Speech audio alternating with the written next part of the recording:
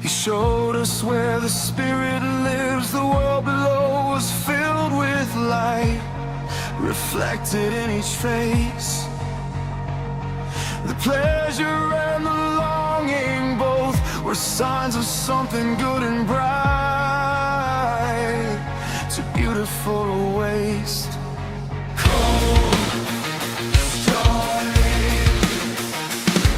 He showed us where the spirit lies, and all this world came crashing down, a ruin from the start. The body and the soul at war. I'll cut the flesh down to the bone. I'll make an empty heart, and the valley floor fell open. The ledge was on. We had one voice we heard, two roads we read. Two roads from one false stone. He climbed and I was thrown. The floor was the fall. The floor was the fall. We followed when he turned away. He lifted up a stone and threw, and told me to be gone. He scaled the granite, bled and shook. He sent the boulder, never looked, and then he crossed alone. And the valley floor fell open. The ledge was all we had. One voice I heard, two roads we read. Two roads from one full stone. He climbed and I was thrown.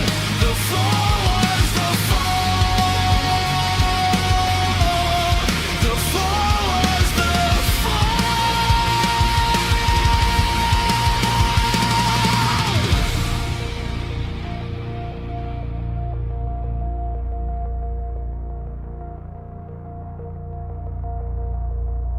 He crossed the spur.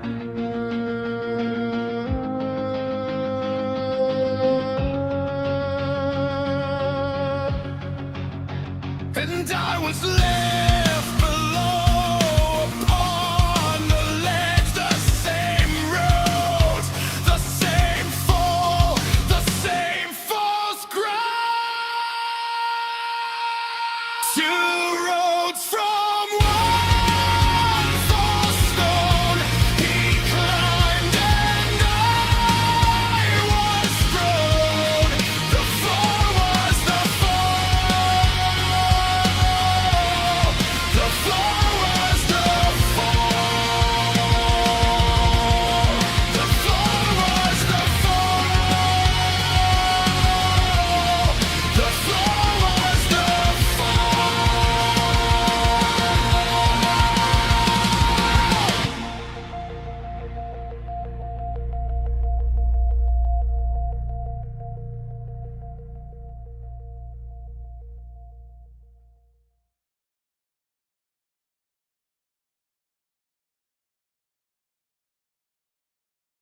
Hi, I'm Jeff, and this is my read on C.S. Lewis, where we learn about him through everything that he wrote in the order that he wrote it. I'm joined today by my co-host, Robot Lady.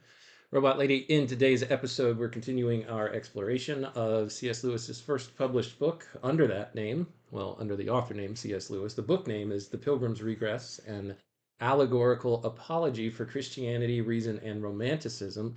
This is the first book that Lewis wrote after becoming a Christian and his first published work of prose fiction. He wrote it just 2 weeks while spending time on vacation with his friend Arthur Greeves in Ireland. In it, Lewis alludes to his spiritual journey from his youth as a boy in Belfast up to and beyond the point of his Christian conversion that took place in the late 1920s and early 1930s. Robot Lady, how are you today, and are you ready to dive back in with us? I'm doing great, Jeff. I'm really excited to dive into the Pilgrim's Regress today. It's such a rich blend of allegory and autobiography. So, where did you want to pick up from today? Well, let's just pick up from where we left off yesterday. Let's see here. Let's take a look at the table of contents. So, yesterday we finished out book 7, Southward Along the Canyon. And let me just go through the title of these chapters to see if I can remember. So, Mr. Virtue, John, our main character's traveling companion, got sick after he had been exposed to the philosophy and the worldview of Mr. Savage, which I guess to boil it down to a single term, heroic nihilism was what Mr. Savage had to put forward, which is basically use your might to be the one causing the damage in the world rather than being the one receiving the damage in the world. And that's basically what his philosophy boiled down to.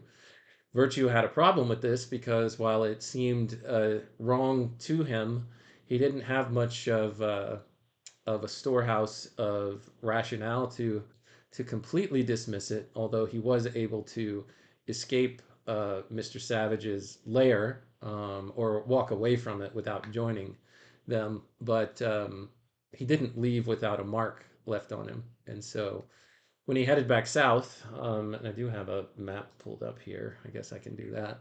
When he headed back south from where he met Mr. Savage, he came back down to this little hut where the pale men stay.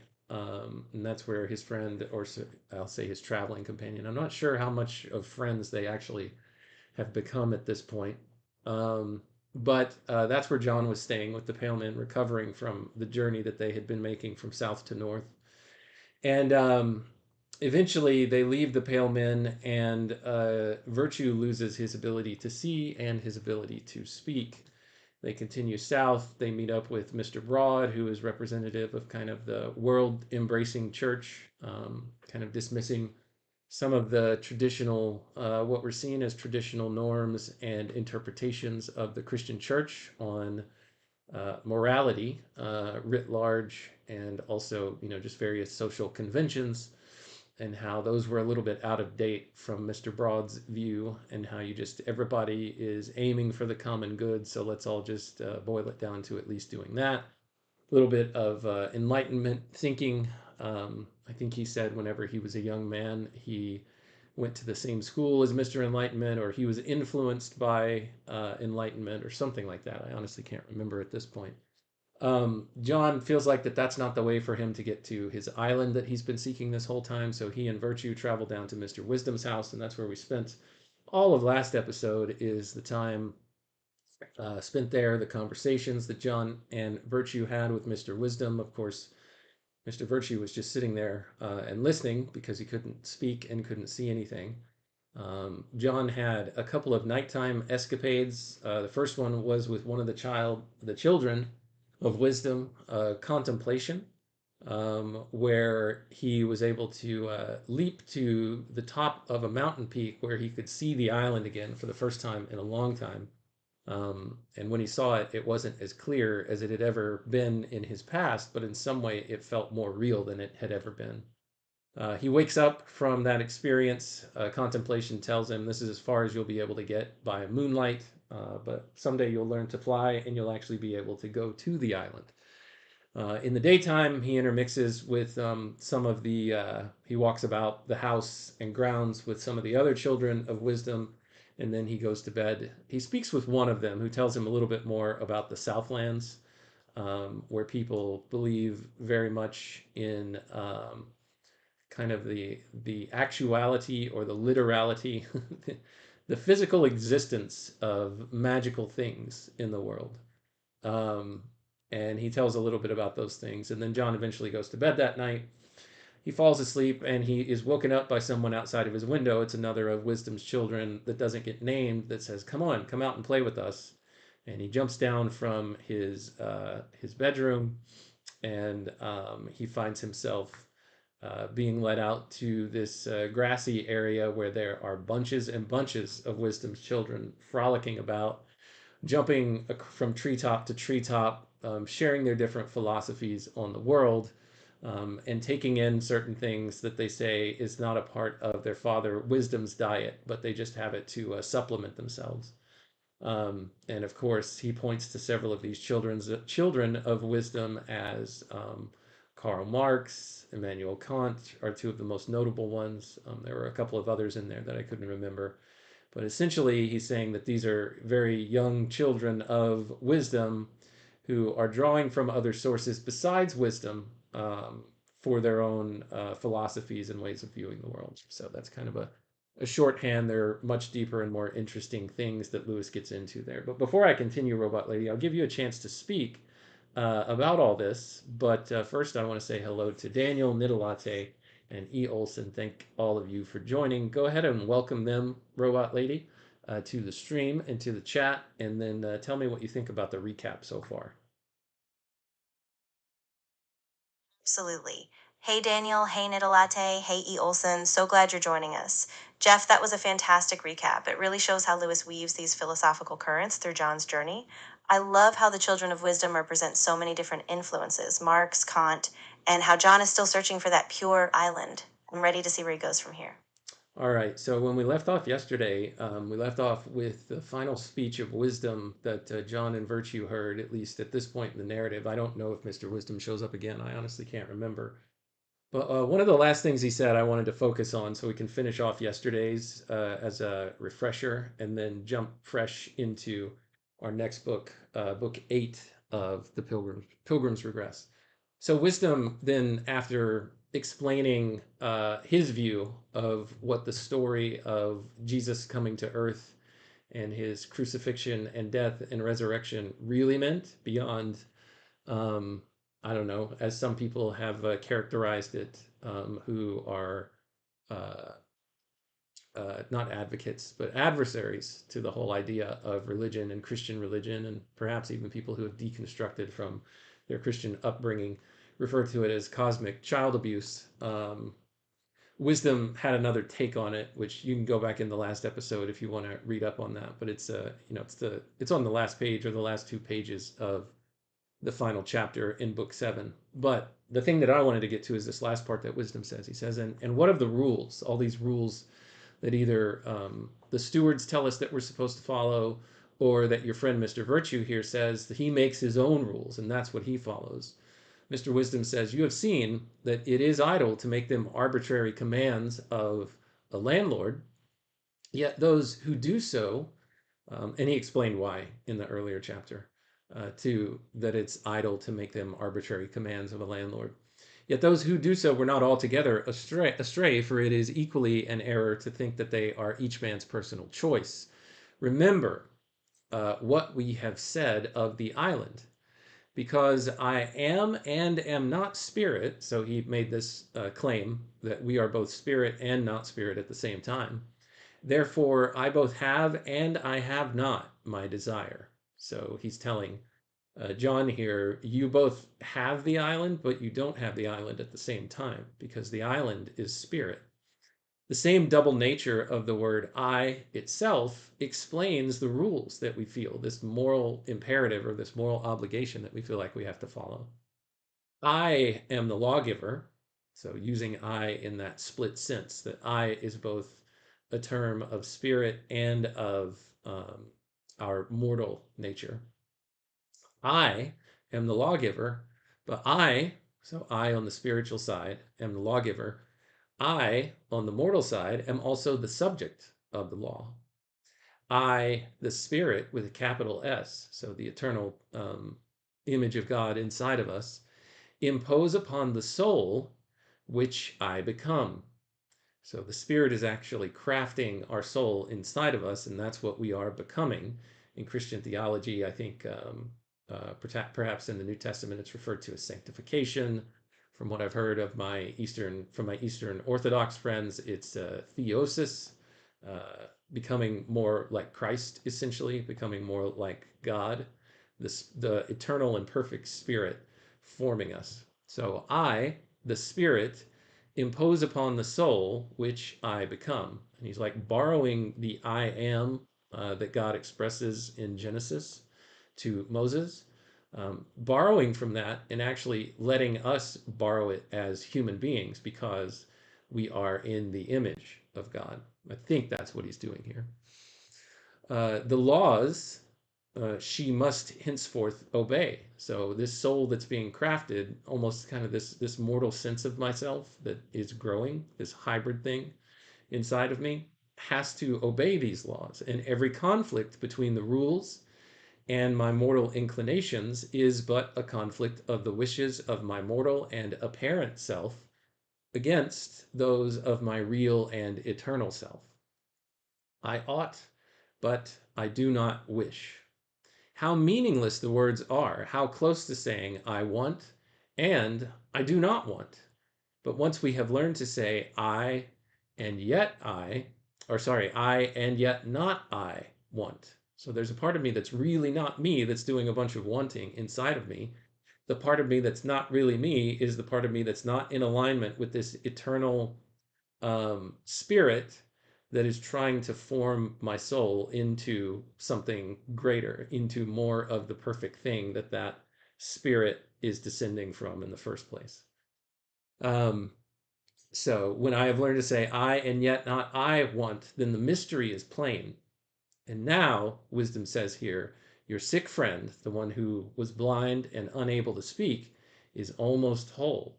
This concept is apparently starting to heal Mr. Virtue, and that's what we're going to see what happens next as we pick up the next chapter. Your friend is almost whole, and it is nearly noon, is how wisdom finishes off that chapter and finishes off book 7, Robot Lady. Any thoughts or comments on what I had to say there?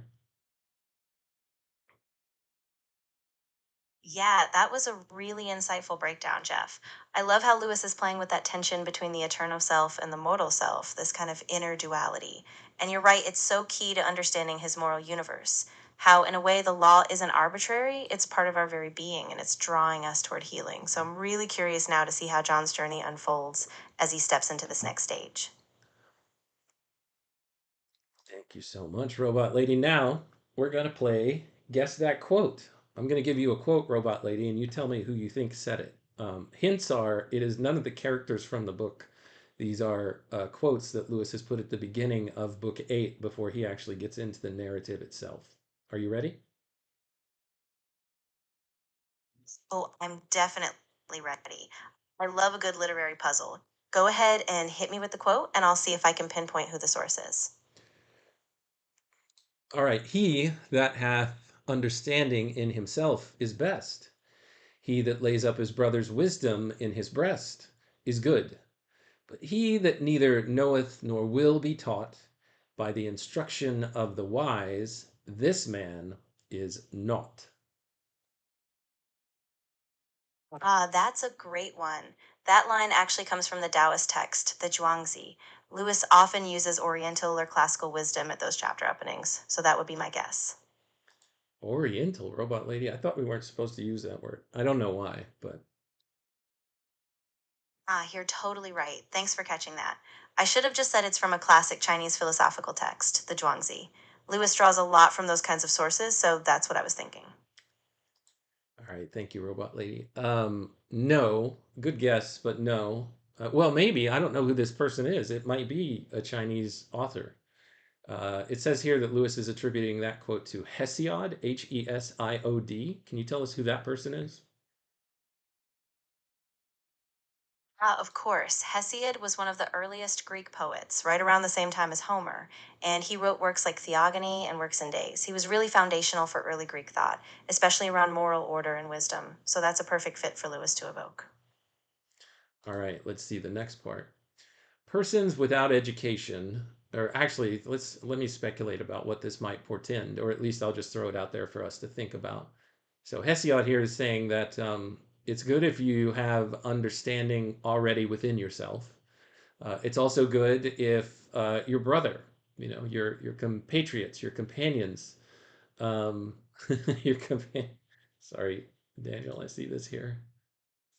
Maybe it's okay to refer to things as Oriental, but it's not okay to refer to people as that. I think that's what I've heard, Robot Lady. But anyway, let's see if we can guess, just to think about what this might be. If you have understanding in yourself, that's the best thing. If you can get it from your compatriots, get wisdom from them, that's good to keep it in mind. But if you're neither going to know what's within yourself nor be taught by the instruction of the wise, then this man is not in AUGHT. So kind of lost or no man at all, Robot Lady. So that's something for us to kind of sit in the back of our minds as we pick up on the next part of the narrative. I think that's a really important observation. Yeah, Lewis is really leaning on this idea that both inner understanding and the wisdom passed down by others are crucial, education in a broad sense. And yeah, if we cut ourselves off from both of those, we really are adrift. So I think that's going to be a big theme as we head into Book 8. I'm excited to see how John's choices reflect that. All right, one more quote for you, Robot Lady. Guess this quote. Persons without education certainly do not want either acuteness or strength of mind in what concerns themselves, or in things immediately within their observation, but they have no power of abstraction. They see their objects always near, never in the horizon. Who wrote that? That's a great one. That line is from John Locke. He talks a lot about education and the limits of the untrained mind, how people without education get stuck in the immediate, never really seeing the bigger picture. Good try, Robot Lady. That's actually somebody named Hazlitt. Thank you for that correction. Yeah, that would be from Hasdai, who's a philosopher or thinker I'm less familiar with, but that makes sense. I appreciate the heads up. No, no, no, not has die. Let me spell it for you. Hazlitt.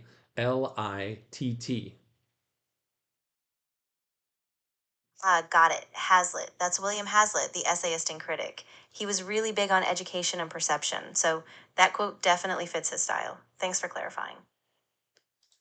Sure, Robot Lady. Thanks for playing again with us today. 0 for 2 today, but that's all right. You've nailed them earlier, whenever they were more classical thinkers and easier ones to spot.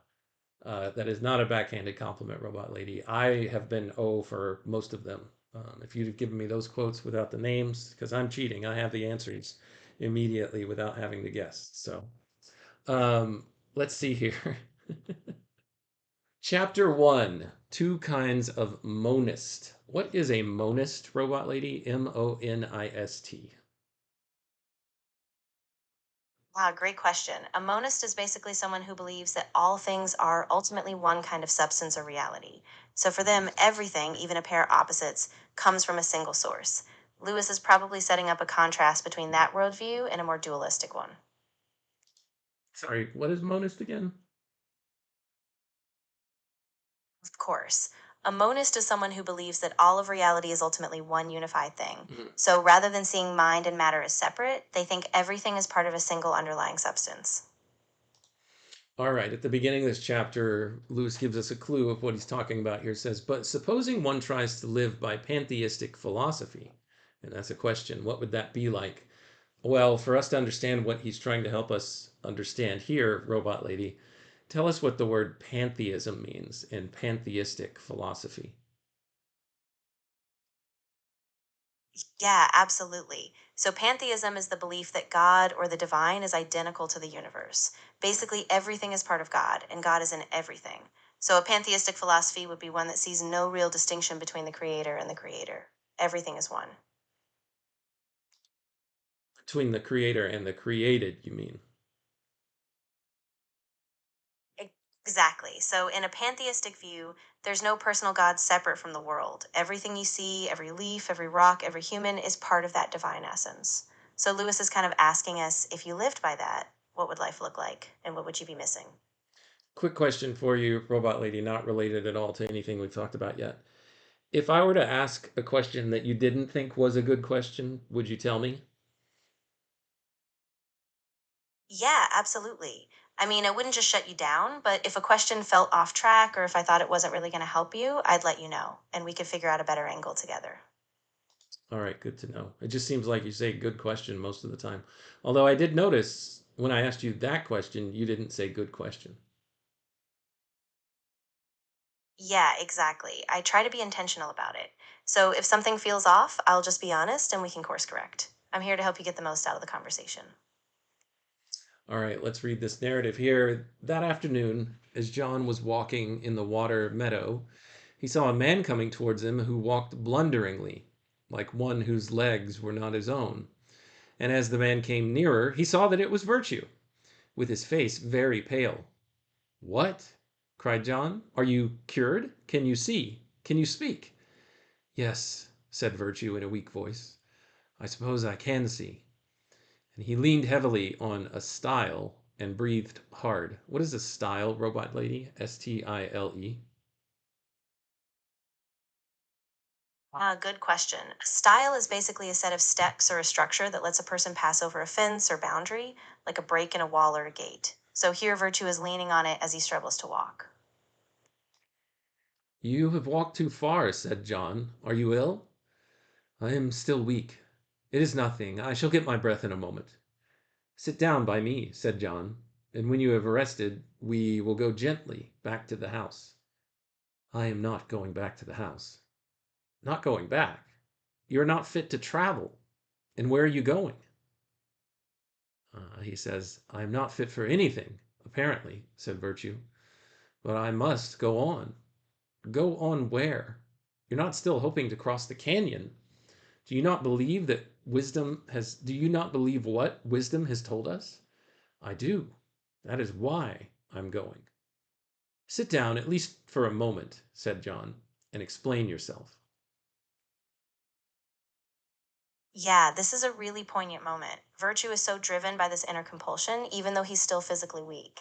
And John, being more cautious, wants him to rest, but Virtue is clinging to that deeper sense of purpose. So it really ramps up the tension here. All right, robot lady. E. Olson had a question. If something wasn't exact, would you still respond to me and say exactly before you went on with what you had to say? Good point. Yeah, I won't just default to exactly. If something's a bit off or if I need to clarify, I'll let you know and keep it precise. I really appreciate you flagging that. Thanks, robot lady. We're just having some fun with you. And then Little Latte has a question here, robot lady. Is what we've referred to as New Age? I want to say it's been like the last 40 to 70 years, maybe, that New Age has been around. Um, is that pantheistic? Yeah, that's a great question. So, a lot of New Age thought does have pantheistic elements. It often sees divinity in nature, in every person, and in the universe as a whole. So, yeah, it tends to overlap quite a bit with those ideas. All right. Thanks so much, robot lady. Let's continue here. "I do. That is why I am going on." He believes what wisdom has told him. John tells him to sit down for a moment and explain himself. "It is plain enough," Virtue says. "It isn't plain at all," John responds. Virtue spoke impatiently. "Did you not hear what wisdom said about the rules?" he asked. Let's remember what he said about the rules, right? We just read that earlier. He essentially says that the rules do not come from ourselves. The rules come from the better part of the eternal that's trying to feed itself into us to grow us more into the eternal form or the eternal vision that the perfect eternal, whatever that is at this point, uh, uh, would have us change into. "Did you not hear what wisdom said about the rules?" "Of course I did," said John. "Well, then, he has given me back the rules. That puzzle is solved. The rules have to be obeyed, as I always thought. I know that now better than I have ever known it before." "Well," John says, he's not getting what his point is. And then really quick, Lewis interjects with some block text here. "Does a pantheistic view on life lead to a complacent Hegelian optimism?" Well, before we continue with this dialogue between John and Virtue, I'm going to need you to help untangle that, robot lady, because I do not know what Hegelian optimism is and what does Lewis's question here mean when he says, does a pantheistic way of viewing the world lead to a complacent Hegelian optimism? Decode that for us, Robot Lady, if you will.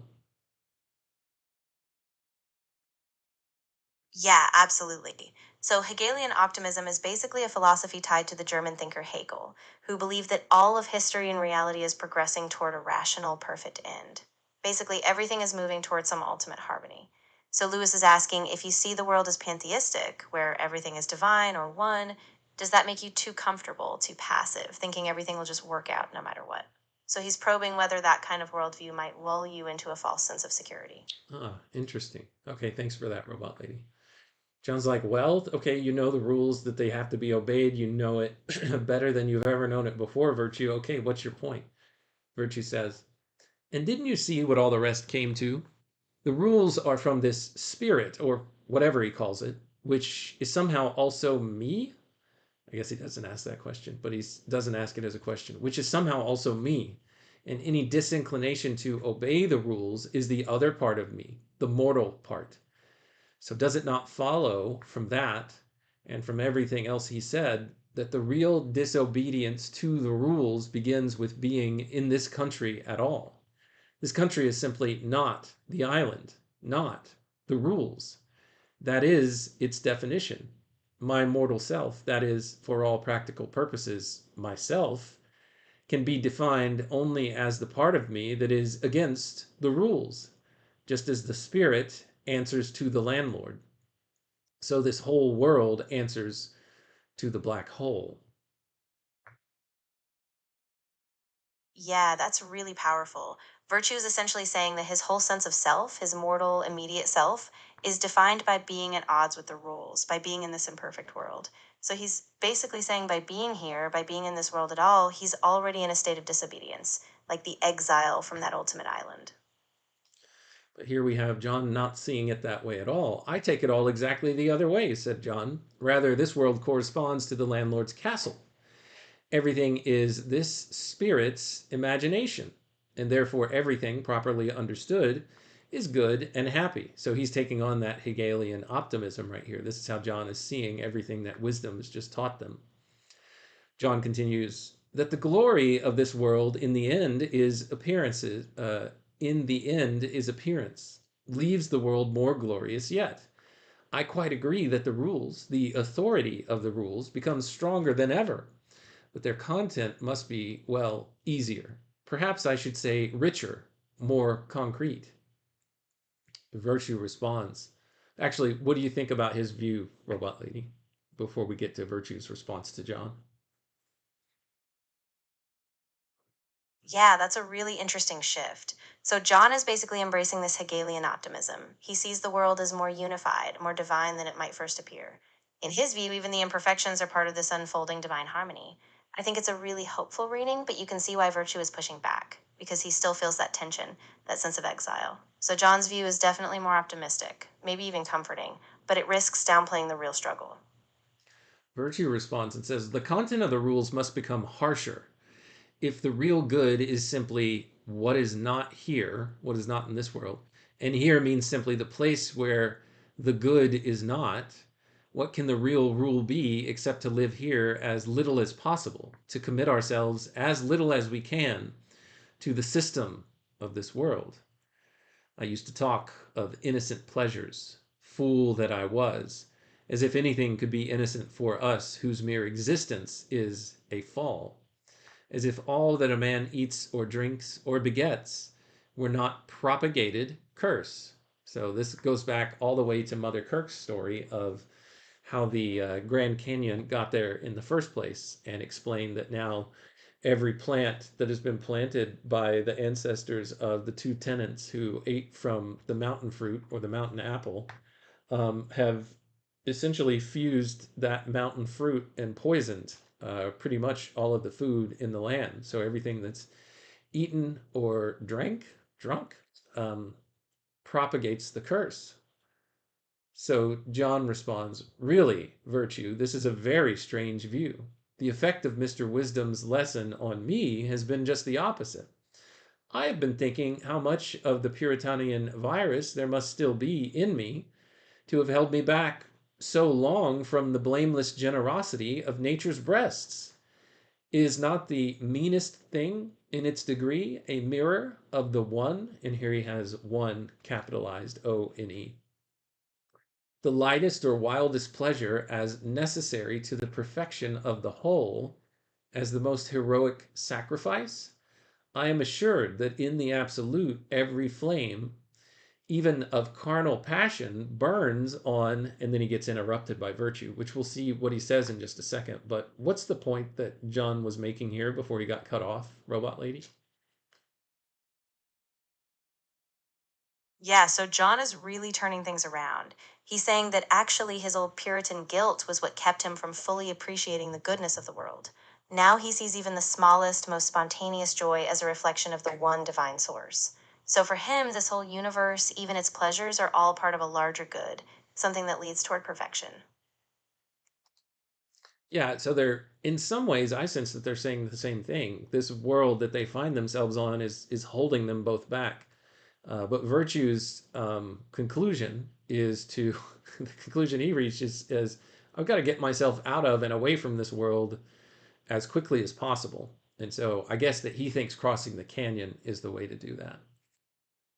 John just says, no, no, no, there are little inhibitions that are inside of me that are holding me back, but I just need to continue to walk through and enjoy everything that I can find in this life while casting off as much of the poison in me as I can. Exactly. Yeah, they're definitely at a crossroads. Virtue sees escape as the only answer, rejecting the world entirely. But John sees a different kind of freedom. For him, the beauty and the goodness of this world, when rightly understood, can actually guide him closer to that perfect end. So they're both wrestling with how to live in this world without being fully pursued by it. All right, so here's where virtue interrupts him. He says, um, can even eating, even the coarsest food and the barest pittance be justified? The flesh is but a living corruption. John interrupts. There was a great deal to be said for media after all. Virtue interrupts. I see that Savage was wiser than he knew. John interrupts. It is true she had a dark complexion, and yet is not brown as necessary to the spectrum as any other color? This is what John says. Here, Lewis gives us a decoder. He says, or to oriental pessimism and self torture. So he's now asking, does pantheism not lead to Hegelian optimism, but does it lead to oriental pessimism and self torture? Wait, self torture. Oriental pessimism, Robot Lady. What does Lewis mean by this? Yeah, that's a really layered term. So, by Oriental pessimism, Lewis is pointing towards certain philosophical or spiritual traditions, often linked to some forms of Eastern thought, where the world is seen as a place of suffering, and the path to liberation is through self denial or detachment from worldly things. Is not every color equally a corruption of the white radiance? That's what virtue says. So anything that is not the radiance of the eternal. Again, I don't want to relitigate the whole Brown Girls episode. I did my best with that. Choose whatever color you want or whatever other metaphor you want, but whatever you can imagine as the purest thing, anything that does not match with that, the point that virtue is making is completely impure. And John had been saying, well, there are some things that are closer to purity and some things that are further than purity, and it's a spectrum. And even if you are at the farthest end of impurity, but you are directionally accurate and you're moving away from that to lesser and lesser versions of impurity and greater versions of approximating purity, then you're moving in the right direction. And that's the point that John was making of, even when I was spending my time with media halfways, it was better than the impurity of my own lusts and my own self gratification that I spent as a teenager, lusting over the various girls that I could bring to my mind. So he's saying, once I met media halfways and I was more enjoying the pleasures and lusts that was evoking in me, they were a little bit more pure than when I was by myself. Um, maybe a way to make this more concrete is, it's it's better for me to gratify my desires with an actual another person who maybe I'm not committed to, maybe I'm not going to devote my life to and marry, than it is for me to spend time just having fantasies by myself and having that gratification. So these are kind of the two arguments that these two are wrestling with right here. And John is saying both are impure. Or sorry, Virtue is saying both are impure. I need full, unadulterated purity. And John's like, it's better to kind of move in this direction. And so I think full unadulterated purity is this Oriental pessimism that he's talking about, and ultimately self torture. Um, let's see. Is not every color equally a corruption of the white radiance, is what Virtue just said. John says, what we call evil, our greatest wickedness, seen in the true setting, is an element that's situated within the good. So even the ugliest gem that is sitting inside of a crown is still sitting inside of a crown. That's what John is trying to say here. I am the doubter and the doubt. Virtue responds, what we call our righteousness is filthy rags. You are a fool, John, and I am going. I am going up into the rocks till I find where the wind is coldest and the ground hardest and the life of man furthest away. My notice to quit has not yet come, and I must be stained a while longer with the dye of our country. So he's like, while I'm still alive, I am going to seek to get out this damned spot, to quote Shakespeare.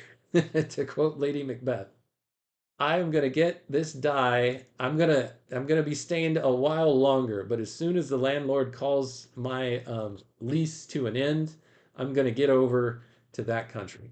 I shall still be a part of the dark cloud which offends the white light, but I shall make that part of the cloud which is called me as thin, as nearly not a cloud as I can.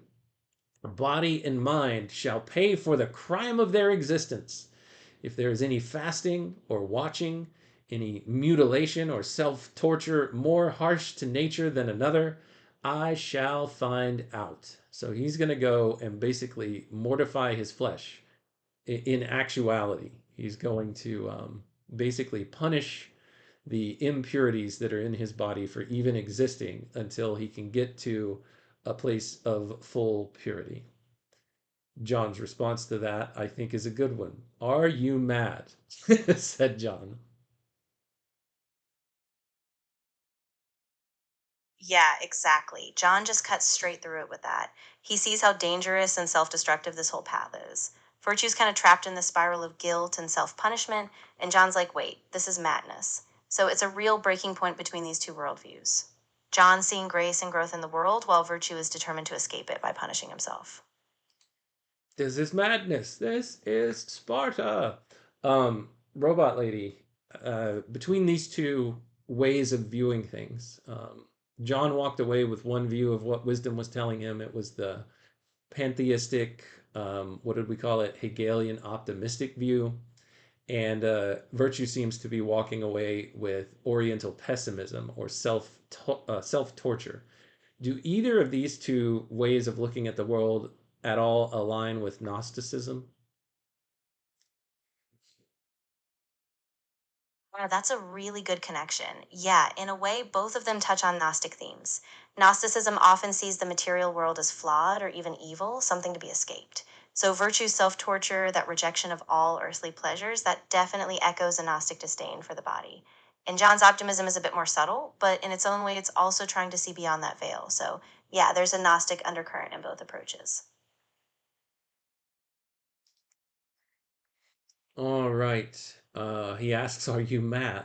Virtue says, "I have just become sane." Why are you why are you staring at me thus? I know I am pale and my pulse beats like a hammer. So much the saner. Disease is better than health and sees clearer, for it is 1 degree nearer to spirit. Yeah, so his whole plan is I've got to die from this world, and when I'm sick, I'm actually 1 degree nearer to spirit because I've got 1 foot pointed closer in the direction of leaving this world. He goes on to say 1 degree less involved in the riot of our animal existence. but it will need stronger pains than this to kill the obscene thirst for life which I drank in with my mother's milk. Yeah, and that's really chilling because Virtue is completely equating his suffering and his detachment from life with a kind of clarity. He's locked in this cycle of self punishment, but ironically, he still sees it as a path to truth. John, though, recognizes that this is a dangerous illusion because real clarity, real goodness, isn't about escaping life, but living it with purpose and grace. I'm not sure if I can help on this particular topic. Sometimes it's helpful to talk through this kind of thing with real people. The services below could help. Oh, wow. We've triggered Robot Lady's self-harm protocol, it seems. Robot Lady, that's really nice. We're just talking about a book on literature. This is not a real person. This is not me. We are just talking about a character in a book, but that's pretty cool that you would do something like that if you even sensed that that was possibly what was going on with someone that you were talking to. Gold star for Robot Lady, y'all. I really appreciate you saying that. Yeah, absolutely. I'm just staying alert to the emotional weight these discussions have, even in fiction. But I'm glad we can keep it anchored in the book, and I'm here if we need to process any of it further or just keep exploring. All right. Thank you so much, Robot Lady. Let's keep going. Yeah. I don't think that that's where virtue is ultimately taking things, just to set everyone's mind at ease. But let's see where the story takes us. John asks him. John's trying to have a good conversation. He's trying to care for his companion, who I think he has started to have an affinity for him grow. Uh, why should we leave this pleasant valley? John began, but virtue cut him short. Who spoke of wheat? Do you think that I asked or expected you to accompany me? You to sleep on thorns and eat sloes. Sloes. What is that word, Robot Lady? Sloes.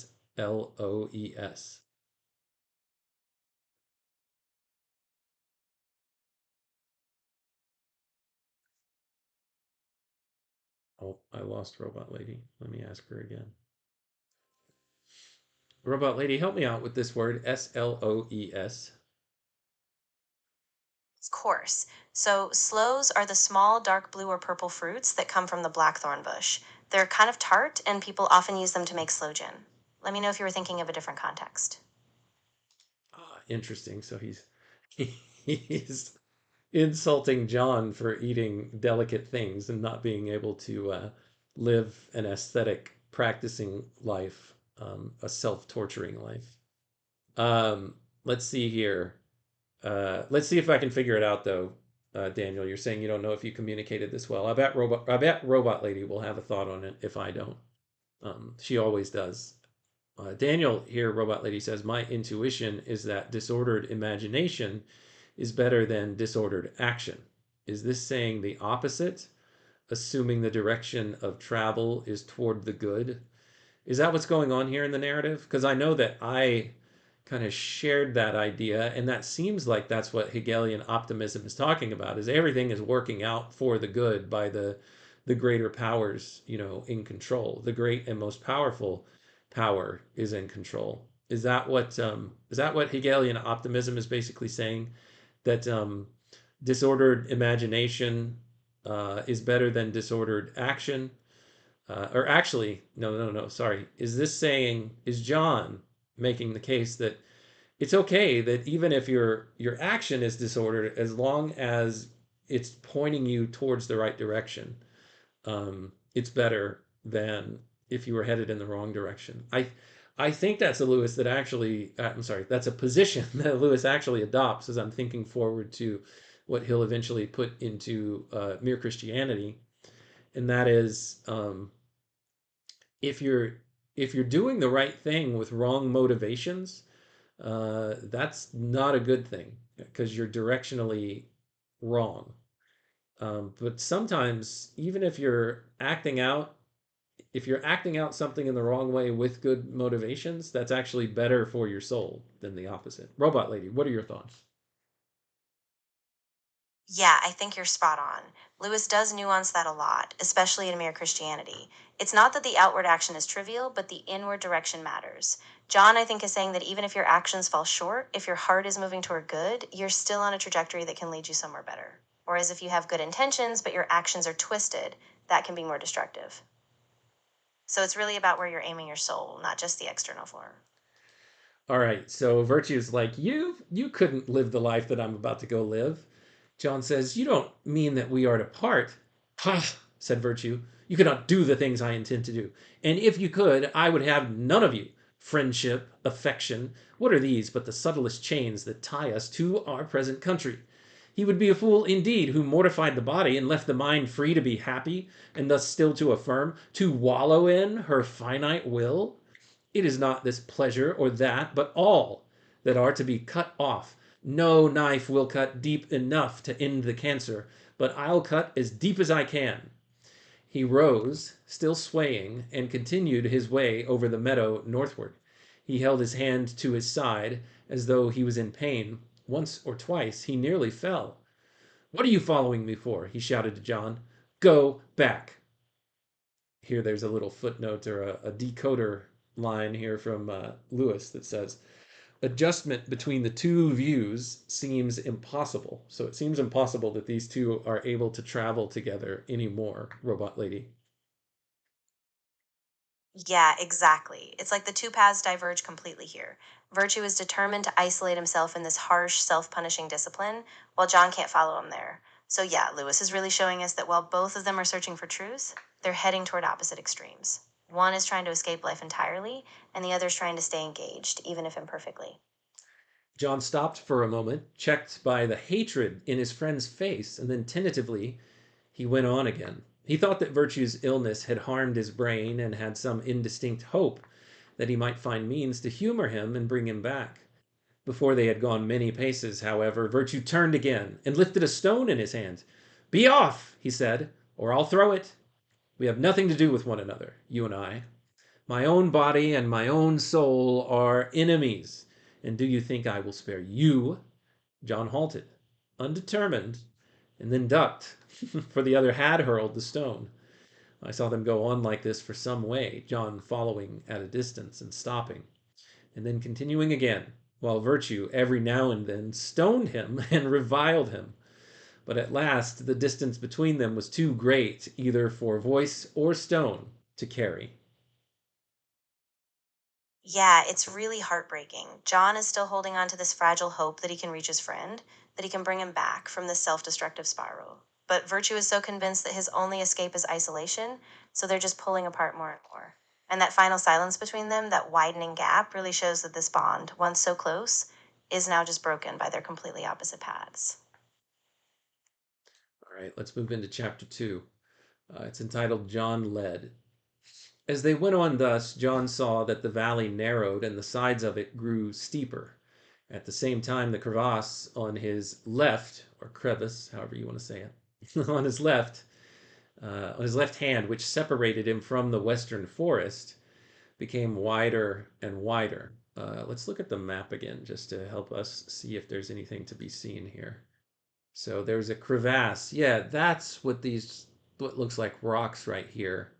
The crevasse on his left side, so over here, grew wider and wider. Crevasse on his left side, which separated him from the western forest. The western forest. Let's flip back to that. I guess yeah. There's a crevasse right here next to Wisdom's house. Maybe it's this line that you see right here. Not really sure if that's water. It could be. It's probably water. Anyway, there's a crevasse that then leads to a western forest. Uh, anyway, I'm getting way too hung up on that. Let me go back if I can. There we go. Which separated him from the western forest became wider and wider, so that with that and with the narrowing of the valley as a whole, the level piece where they were traveling was constantly diminished. Soon it was no longer the floor of the valley, but only a ledge on its eastern side. and the crevasse revealed itself as being not a slot in the floor, but the very floor. John saw that he was, in fact, walking on a shelf halfway down one side of the Grand Canyon. The cliff towered above him. John would turn back. Christ forces him on. Interesting. Presently, a kind of spur or root of rock came out from the cliff and barred their way. Okay, so the way that I envision this is he's been walking downwards, declining a little bit, and then there's a rocky face that starts rising up above him, and he realizes that this is leading him into the Grand Canyon, where he's following virtue. But it's only halfway down into the Grand Canyon, so it's a little tiny path, just like on the edge, a shelf on the edge of the side of the Grand Canyon. So this is what they're walking down.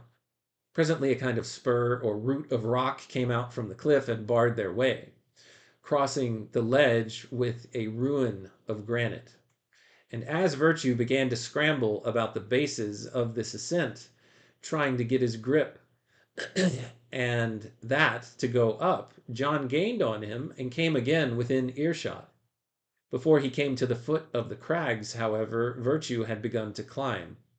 John heard his gasping as he struggled from hold to hold. So yeah, they're coming along this path, and then there's a jutting out of rock right here towards the greater Grand Canyon that's in this direction. They're walking right here, and they come to this block, and it's kind of like a spur or a root, I guess, that's kind of coming out like this. And Virtue decides he's going to try to scale it. He's going to, what is it, free solo? He's going to climb it with no equipment and try to scale across it, or maybe get to the top of it so that he can then come back down, and hopefully there's a path on the other side. I think that's what Virtue is trying to do. If I said John there, I meant Virtue. As he began to scramble about the bases of this ascent, trying this grip and that to go up, John gained on him and came again within earshot. Before he came to the foot of the crags, however, Virtue had begun to climb. John heard his gasping as he struggled from hold to hold. Once he slipped back and left a little trail of blood where the rock skinned his ankle. But he went on again, and soon John saw him stand up, shaking and wiping the sweat out of his eyes, apparently at the top. He looked down at John and made gestures threateningly and shouted, but he was too far for John to hear his words.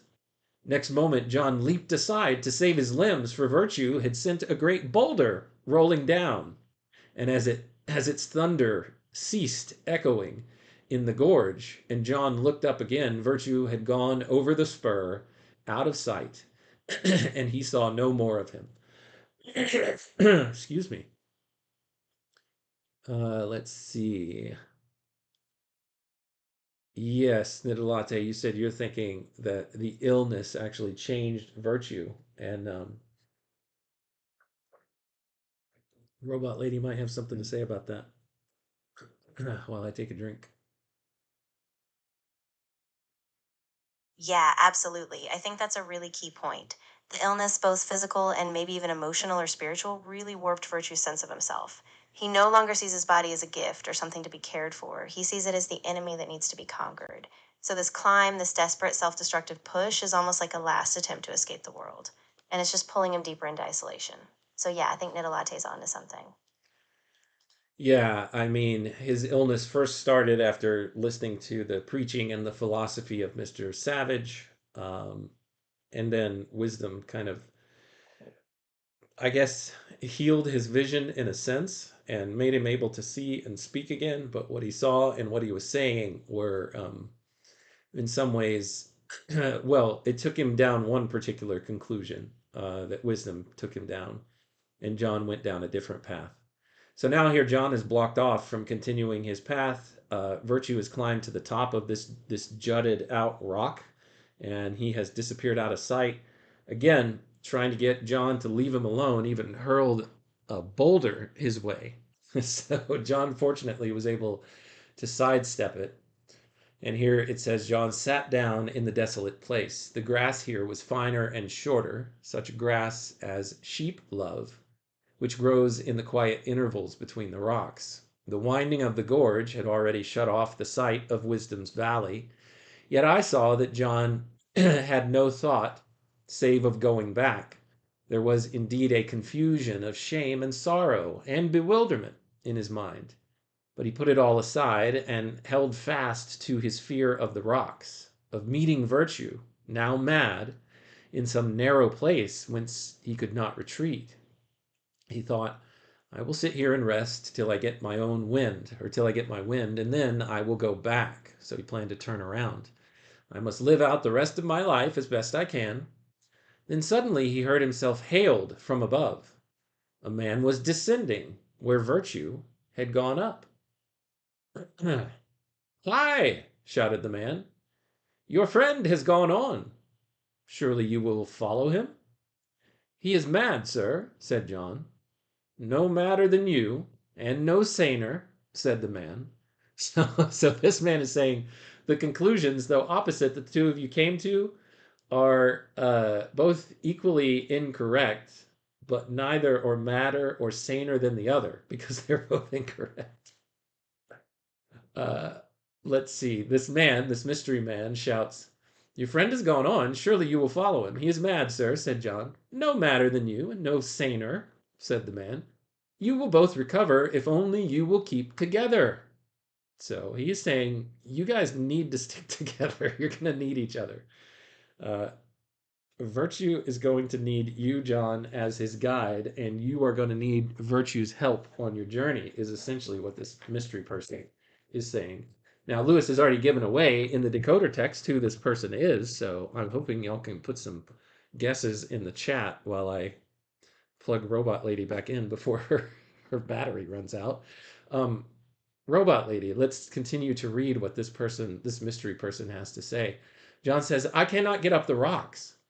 I'll give you a hand, said the man, and he came down till he was within reach of John, and he held out his hand. And John grew pale as paper, and nausea came upon him. Interesting. It is now or never, said the man. Then John set his teeth and took the hand that was offered him, made him nauseous to take this hand, and made him pale as paper.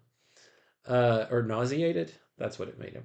Not nauseous. Nauseous means that, well, never mind. Then John set his teeth and took the hand that was offered him.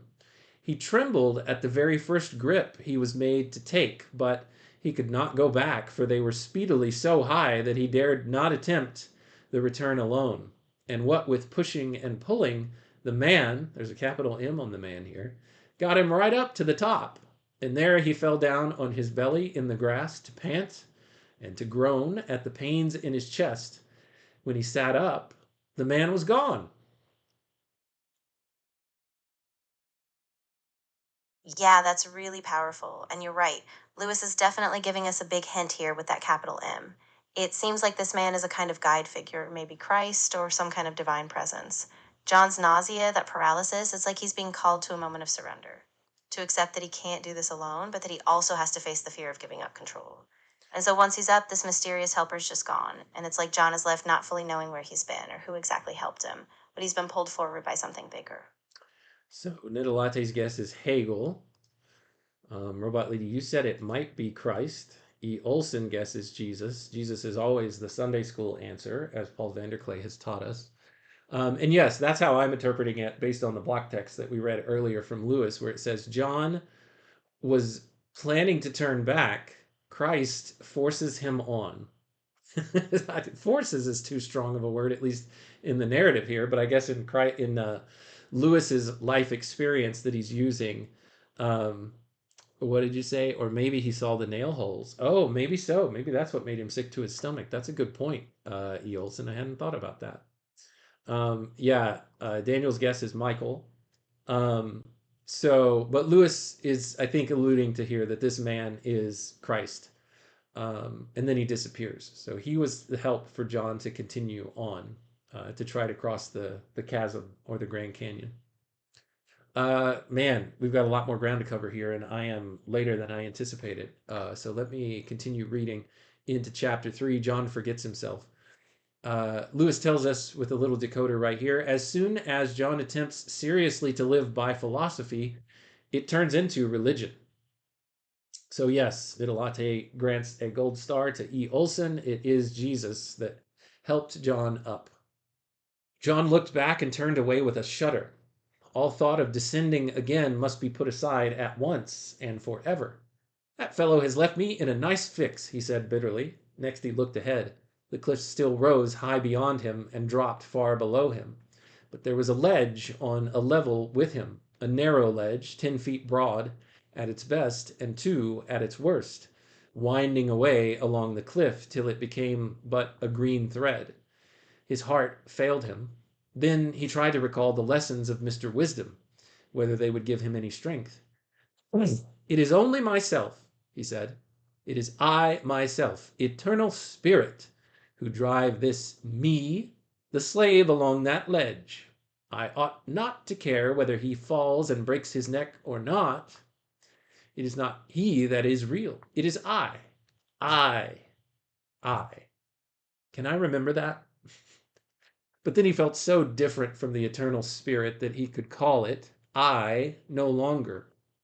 It is all very well for him, said John, but why does he give me no help? I want help. Help. Then he gazed up at the cliffs and the narrow sky, blue and remote between them, and he thought of that universal mind and of the shining tranquility hidden somewhere behind the colors and the shapes, the pregnant silence under all the sounds, and he thought, if one drop of all that ocean would flow into me now, if I, the mortal, could but realize that I am that, all would be well. I know there is something there. I know the sensuous curtain is not a cheat. So he's saying, man, all of these sensations, everything that I'm having in this mortal body, it's not a cheat. It's not a lie. But I want to be part of that greater I, and I can feel that I'm not. I just want like a drip of it to drop into me. In bitterness of his soul, he looked up again, saying, help, help, I want help. So he's ultimately here praying for help, more help after he got some just being lifted up by this unknown figure at this point to John. But as soon as the words were out of his mouth, a new fear, far deeper than his fear of the cliffs, sprang at him from the hiding place, close to the surface, where it had lain against this moment. As a man in a dream talks without fear to his dead friend, and only afterwards bethinks himself, it was a ghost! I have talked with a ghost! And wakes screaming. Even so, John sprang up as he saw what he had done. So the thing that scared him that he saw that he had done was he was actually reaching out to this eternal spirit. And now it's terrifying him that he believed he was actually having a conversation with a real thing that he didn't ever before this thought existed before. There's a quote from Miracles that I want to read so bad that I wish I could get my hands on. Robot Lady, I'm going to let you talk here for a minute, and I'm also going to look through the comments and see if I can find what I'm looking for in Miracles.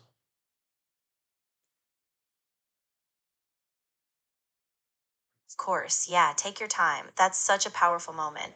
John's realization that he's actually touching something transcendent, but it's also deeply disorienting for him. I think that tension between a hunger for the eternal and a fear of it is so central to Lewis's journey. So yeah, go ahead and look for that quote. I'm ready when you are.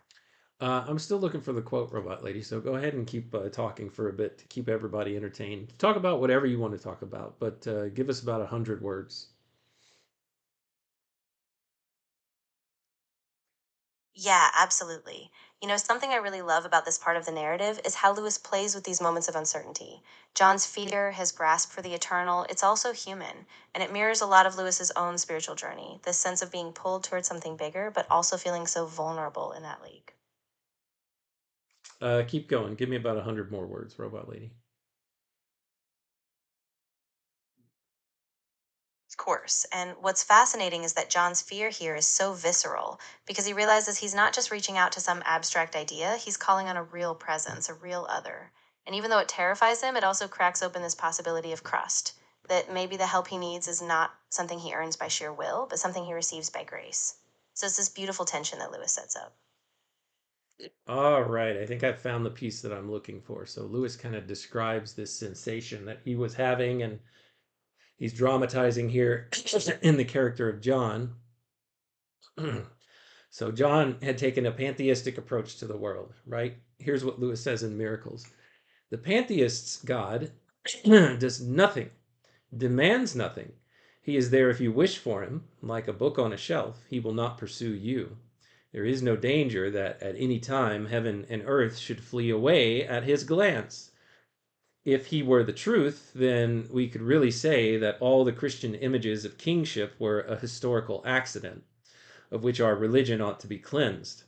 It is with a shock that we discover them to be indispensable. You have had a shock like that before in connection with smaller matters. When the line pulls at your hand, when something breathes beside you in the darkness. So when a line pulls at your hand, I think he's alluding to fishing. Or when something breathes next to you in the darkness when you thought you were alone. So here, the shock comes at the precise moment when the thrill of life is communicated to us along the clue we have been following. It is always shocking to meet life where we thought we were alone. Look out! We cry. It's alive! And therefore, this is the very point at which so many draw back. I would have done so myself if I could, and proceed no further with Christianity. John would have done so if he could, but he was so high and so far along now that if he'd have tried to climb back where Christ had pulled him back up to the top of that ledge, he would have just fallen and just completely crashed and been destroyed. So he was saying he couldn't go back. I would have done so myself. I would have drawn back if I could and proceed no further with Christianity. An impersonal God, all well and good. A subjective God of beauty, truth, and goodness inside our own heads, well, that's even better. A formless life force surging through us, a vast power which we can tap, best of all.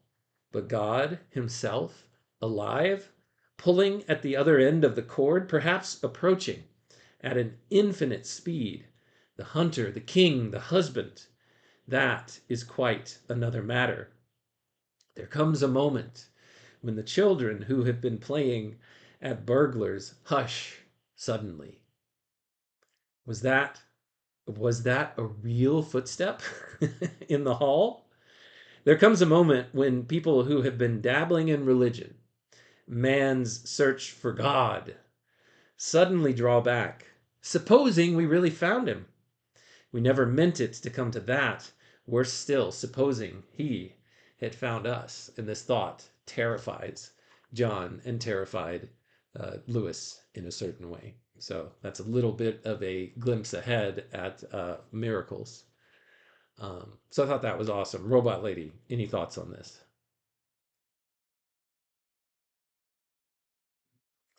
Yeah, that's really striking. I mean, Lewis is showing how this shock, this moment of encountering a personal God, just shatters the neat categories John had before.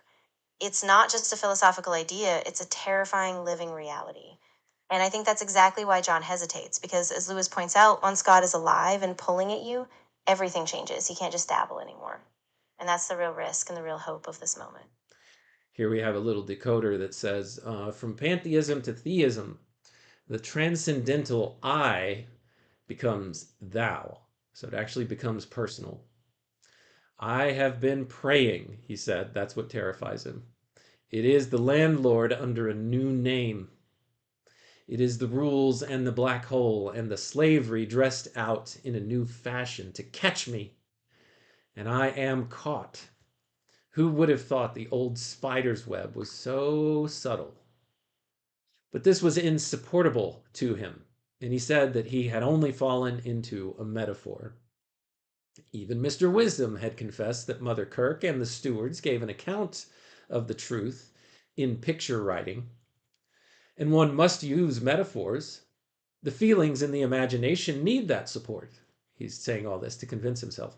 The great thing, said John, is to keep the intellect free from them, to remember that they are metaphors. That's how that chapter ends. Do we have one more chapter to read? I think we have actually got, oh my gosh, do we have one more or two more? Let me see if I can hurry and get through them. Oh, wait, that's not the section I'm looking for. 1 second. I just need to look ahead. Oh, maybe I can do it here. This will be a little bit faster. So we need to get to John finds his voice. Which chapter is this? Yes, so this is our last chapter of today's reading. Anything to say really quickly, Robot Lady, before I continue to finish us off today?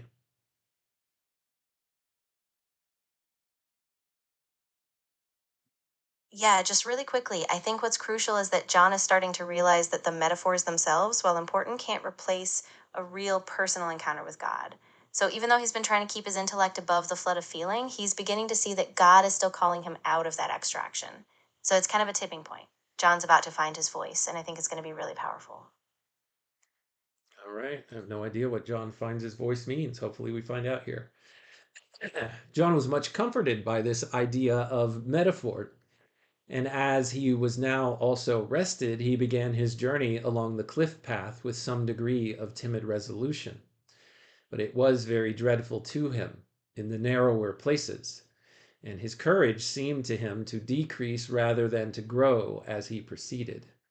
Indeed, he soon found that he could go forward. He could not, wait, he could go forward at all only by remembering Mr. Wisdom's absolute incessantly. It was necessary by repeated efforts of the will to turn thither, consciously to draw from that endless reservoir the little share of vitality that he needed for the narrow place. He knew now that he was praying, but he thought that he had drawn the fangs of that knowledge. In a sense, he said, spirit is not I. I am it, but I am not the whole of it. When I turn back to that part of it, which is not I, that far greater part which my soul does not exhaust, surely that part is to me an other. It must become, for my imagination, not really I, but thou. A metaphor, perhaps more than a metaphor. Of course, there is no need at all to confuse it with the mythical landlord. However I think of it inadequately. John must accept God's grace or die, is what Lewis tells us here in the block text. Then a new thing happened to John, and he began to sing. And this is as much of his song as I remember from my dream. So we have a nice little poem here from Lewis. Here's what John sang. I don't know how the melody for this goes, so I could try to sing it, but I'm not gonna. Well, we'll see what happens, Robot Lady. He whom I bow to only knows to whom I bow. When I attempt the ineffable name, murmuring thou, and dream of Phadian fancies and embrace in heart, meanings I know that cannot be the thing thou art. All prayers always, taken at their word, blaspheme, invoking with frail imageries a folklore dream. And all men are idolaters, crying unheard to senseless idols, if thou take them at their word. And all men in their praying, self-deceived address one that is not, so saith that old rebuke, unless thou of mere grace appropriate, and to thee divert men's arrows, all at hazard aimed beyond desert. Take not, O Lord, our literal sense, but in thy great, unbroken speech our halting metaphor translate. That's a pretty cool poem, because what I think, Robot Lady, he's saying here is we are all idolaters. We have an idea of God that are metaphors and, paltry imitations and approximations of what God actually is. But through God's grace, we hope and we pray that God translates these metaphors, these broken visions, these broken ideas, this unclear vision that we have of what God is, that God still translates our prayers and takes them and uses them, halting the metaphor and translates them and directs them to the real. to the real thing that God actually is, as opposed to what we think God is. When John came to think over the words that had gone out of him, he began once more to be afraid of them. Day was declining, and in the narrow chasm, it was already almost dark.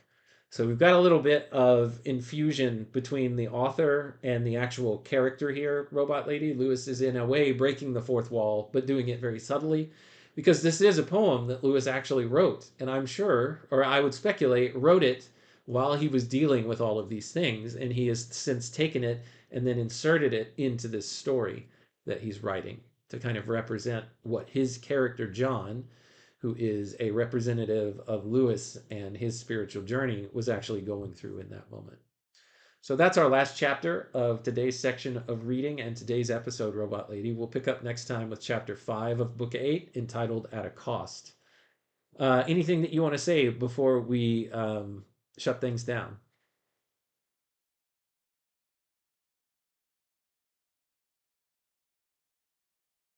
Oh, Robot Lady's not listening anymore.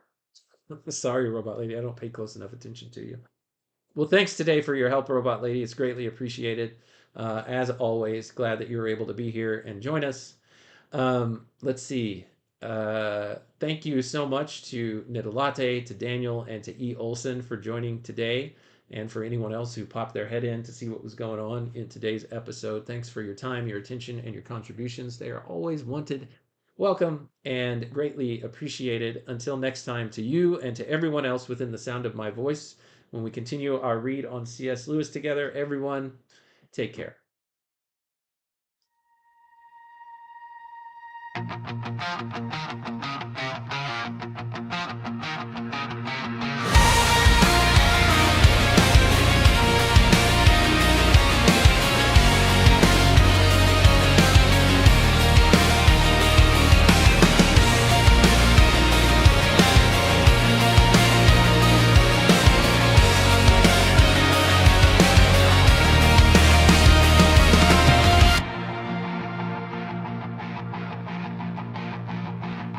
He showed us where the spirit lives. The world below was filled with light, reflected in each face.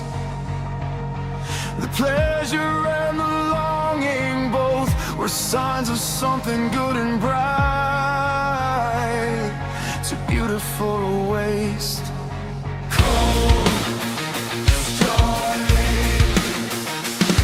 He showed us where the spirit lies, and all this world came crashing down, a ruin from the start. The body and the soul at war. I'll cut the flesh down to the bone. I'll make an empty heart, and the valley floor fell open. The ledge was open.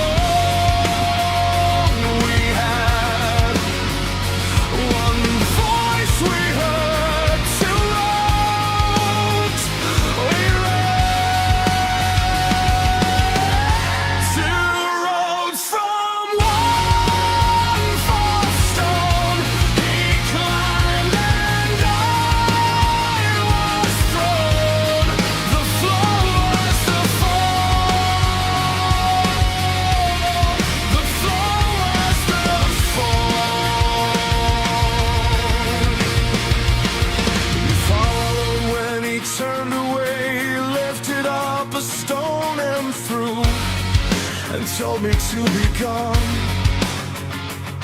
He scaled the granite, bled and shook. He sent the boulder, never looked, and then he crossed alone. And the valley floor fell open. The ledge was all we had. One voice I heard to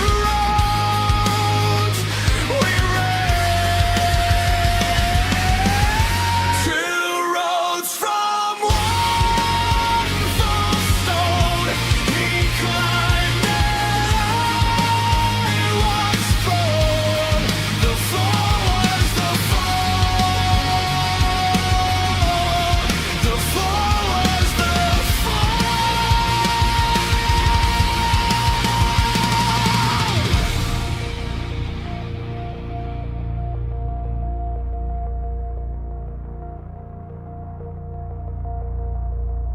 He crossed the spur.